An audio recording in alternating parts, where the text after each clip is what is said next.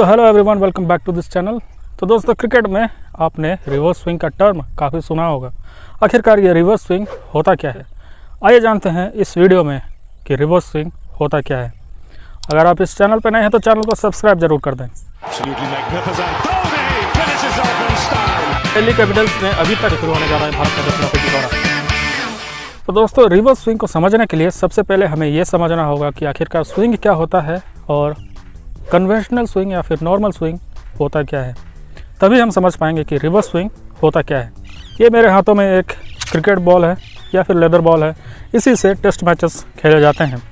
दोस्तों, जब इस गेंद को फेंका जाता है तो ये गेंद कभी कभार जो है हरकत करती है पिच पर पड़ने से पहले या फिर पिच पर पड़ने के बाद, यानी कि हवा में मूव करती है इस प्रकार से या फिर इस प्रकार से। जिस तरह से एक फ्रिस्बी को फेंका जाए तो वो कर्व होकर आती है, उसी प्रकार से गेंद जो है कर्व होती है और हवा में लहराती है या फिर स्विंग करती है, और उसी को हम स्विंग कहते हैं। और स्विंग की अगर बात करें तो अक्सर तेज़ गेंदबाजों को स्विंग करते हुए देखा जा सकता है कि तेज़ गेंदबाज जो हैं नई गेंद से, और साथ ही कुछ ऐसे तेज़ गेंदबाज जो कि पुरानी गेंद से स्विंग कराने की क्षमता रखते हैं। तो दोस्तों, चलिए सबसे पहले समझते हैं कि कन्वेंशनल या फिर नॉर्मल स्विंग आखिरकार होता क्या है। तो दोस्तों, जब गेंद नई होती है तो इसकी चमक और शाइन काफ़ी अच्छी होती है और इस पर जो सीम है वो भी काफ़ी प्रोमिनेंट, काफ़ी अच्छी होती है।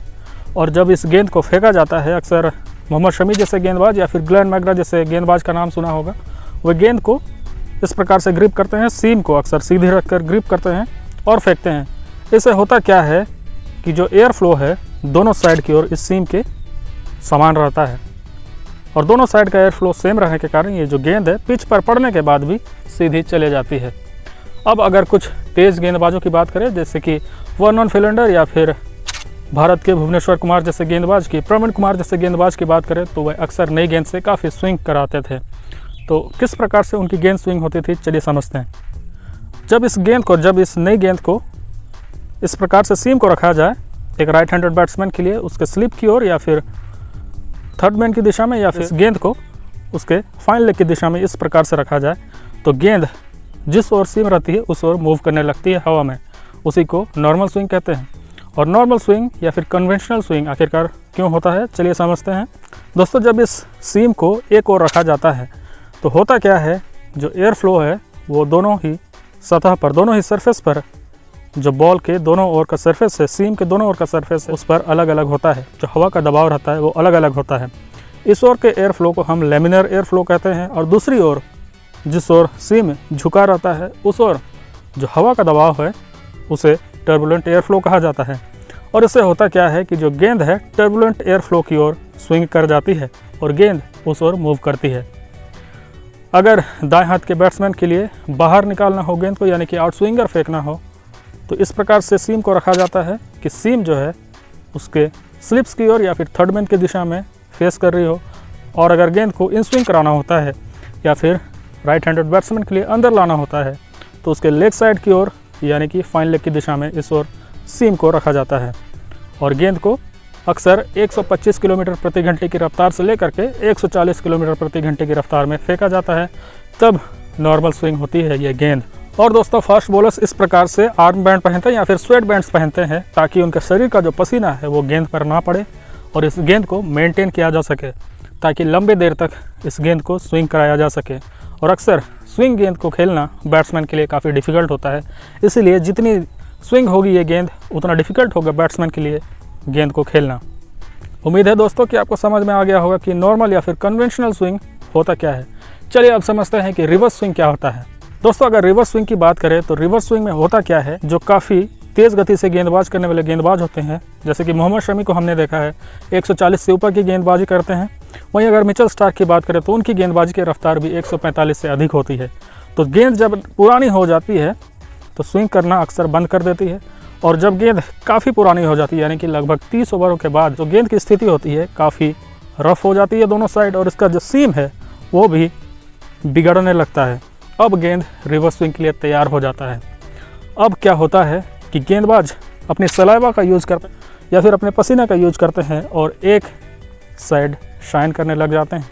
इस सीम के एक साइड इस गेंद को शाइन करने लग जाते हैं, चमकाने लग जाते हैं, और अब गेंद को काफ़ी हाई स्पीड पर फेंका जाता है। अब होता क्या है, चूँकि यह रफ साइड है तो दोनों साइड टर्बुलेंट एयर फ्लो होता है, मगर जिस ओर शाइन रखा जाता है उस साइड एयर का सेपरेशन होता है वो बाद में होता है, जबकि जिस ओर रफ साइड होता है, जिस ओर शाइन नहीं रखा जाता है, उस ओर हवा का अर्ली सेपरेशन होता है। इस कारण से जो गेंद है वो शाइनी साइड की ओर मूव करने लग जाती है और इसी को हम रिवर्स स्विंग कहते हैं।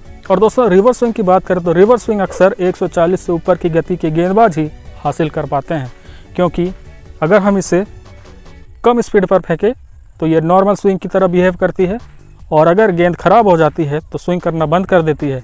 मगर जब हाई स्पीड पर गेंद को फेंका जाए, 145 से ज़्यादा की गति से फेंका जाए, तो गेंद अपोजिट डायरेक्शन में स्विंग करने लग जाती है, यानी कि शाइनी साइड की ओर मूव करने लग जाती है और इसे ही रिवर्स स्विंग कहा जाता है। और इसको वही गेंदबाज फेंक सकते हैं जो काफ़ी स्विंग कराने के लिए जाने जाते हैं। अक्सर मोहम्मद शमी जैसे गेंदबाज, मिचेल स्टार्क जैसे गेंदबाज रिवर्स स्विंग के लिए जाने जाते हैं। तो दोस्तों अगर रिवर्स स्विंग की बात करें तो रिवर्स स्विंग सबसे पहले पाकिस्तान के गेंदबाज सरफराज नवाज ने सीखा था और रिवर्स स्विंग उसके बाद पाकिस्तानियों ने सीखा। और जब पाकिस्तान के गेंदबाज अक्सर वसीम अकरम, वकार यूनिस रिवर्स स्विंग के लिए जाने जाते थे और जब उन्होंने नया नया सीखा तो अक्सर जो दूसरे देशों के लोग हैं, दूसरे देशों के प्लेयर्स हैं, इस तरह की गेंदबाजी को इलीगल गेंदबाजी करार दिया करते थे।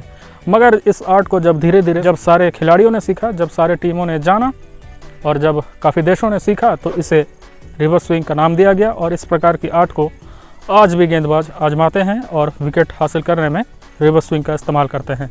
दोस्तों रिवर्स स्विंग की अगर हम बात करें तो एक और फैक्टर सामने आता है, चूँकि दूसरी ओर इस पर साइन किया जाता है अपनी सलाइवा का या फिर पसीने का यूज़ करते हुए। जिस ओर शाइनी साइड होती है वो साइड थोड़ी सी हैवी हो जाती है और गेंद हैवियर साइड की ओर मूव करने लगती है और उसी को हम रिवर्स स्विंग कहते हैं। दोस्तों आई होप कि आपको समझ में आ गया होगा कि रिवर्स स्विंग आखिरकार होता क्या है।